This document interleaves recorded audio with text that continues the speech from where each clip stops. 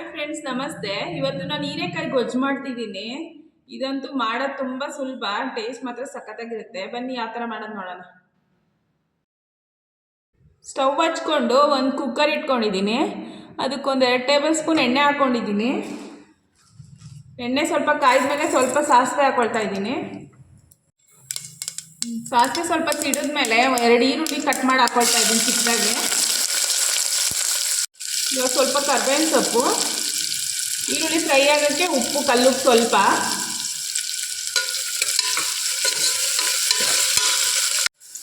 ಈರುಳ್ಳಿ ಒಂದು ಅರ್ಧದಷ್ಟು ಫ್ರೈ ಆದಮೇಲೆ 1/4 ಸ್ಪೂನ್ ಅರಿಶಿನ ಪುಡಿ ಹಾಕ್ಕೊಳ್ತಾ ಇದ್ದೀನಿ.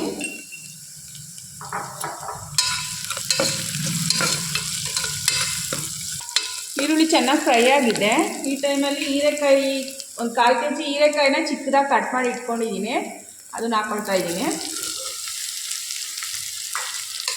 ಚೆನ್ನಾಗಿ ಮಿಕ್ಸ್ ಮಾಡ್ಕೊಳ್ಳೋಣ.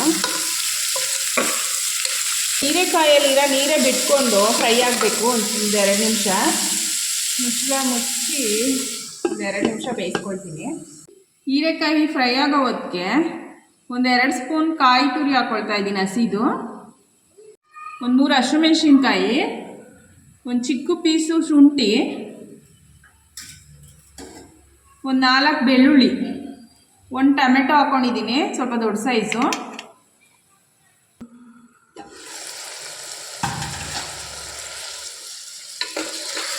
ನೋಡಿ, ಹೀರೆಕಾಯಿ ಚೆನ್ನಾಗಿ ಫ್ರೈ ಆಗೈತೆ.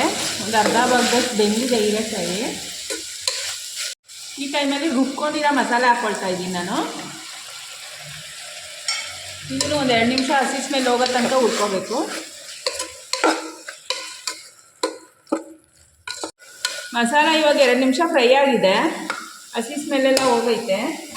ಇವಾಗ ನಾನು 1/4 ಸ್ಪೂನು ಗರಂ ಮಸಾಲ ಹಾಕ್ಕೊಡ್ತೀನಿ, ಒಂದು ಅರ್ಧ ಸ್ಪೂನ್ ಧನಿಯಾ ಪುಡಿ, 1 ಸ್ಪೂನ್ ಆಗೋಷ್ಟು ಖಾರದ ಪುಡಿ ಹಾಕ್ಕೊತಿದ್ದೀನಿ. ಹಸಿಮೆಣಸಿನ್ಕಾಯಿ ಹಾಕ್ಕೊಂಡಿರೋದ್ರಿಂದ ನೋಡ್ಕೊಂಡು ಹಾಕೋಬೇಕು.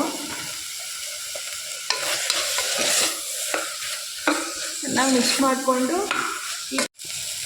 ಇವಾಗ ಪೌಡ್ರೆಲ್ಲ ಹಾಕ್ಕೊಂಡ್ಮೇಲೆ 1 ನಿಮಿಷ ಫ್ರೈ ಮಾಡ್ಕೊಂಡಿದ್ದೀನಿ. ನೀರು ಹಾಕ್ಕೊಳ್ತಾ ಇದ್ದೀನಿ, ಒಂದು ಅರ್ಧ ಗ್ಲಾಸಷ್ಟು. ಗೊಜ್ಜಿಗೆ ಯಾವ ಇದು ಬೇಕೋ ನೋಡಿಕೊಂಡು ಹಾಕೋಬೇಕು. ಆವಾಗಲೇ ಈರುಳ್ಳಿ ಫ್ರೈ ಆಗೋಕ್ಕೆ ಉಪ್ಪು ಹಾಕ್ಕೊಂಡಿದ್ದೆ, ಇವಾಗ ನೋಡ್ಕೊಂಡು ಸ್ವಲ್ಪ ಕಲ್ಲುಪ್ಪನೇ ಹಾಕ್ಕೊಳ್ತಾ ಇದ್ದೀನಿ. ಚೆನ್ನಾಗಿ ಮಿಕ್ಸ್ ಮಾಡಿ ಒಂದೇ ಒಂದು ವಿಸಲ್ ಕೂಗಿಸ್ಕೋಬೇಕು. ಲಾಸ್ಟಲ್ಲಿ ಸ್ವಲ್ಪ ಕೊತ್ತಂಬರಿ ಸೊಪ್ಪು ಹಾಕ್ಕೊಳ್ತಾ ಇದ್ದೀನಿ.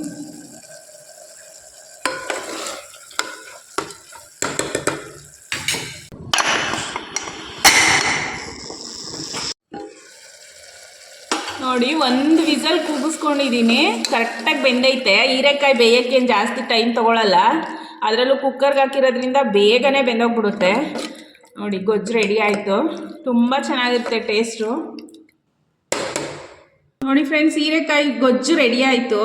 ಒಂದು 10 ನಿಮಿಷಕ್ಕೆಲ್ಲ ಮಾಡ್ಕೋಬೋದು. ಟೇಸ್ಟ್ ಮಾತ್ರ ತುಂಬ ಚೆನ್ನಾಗಿರುತ್ತೆ. ರೊಟ್ಟಿಗೆ, ದೋಸೆ, ಇಡ್ಲಿ, ರೈಸ್ಗೆಲ್ಲ ಒಳ್ಳೆ ಕಾಂಬಿನೇಷನ್ನು. ನೀವು ಒಂದ್ಸಲ ಟ್ರೈ ಮಾಡಿ, ಹೇಗೆ ಬಂತು ಅಂತ ಕಮೆಂಟ್ ಮಾಡಿ ಹೇಳಿ.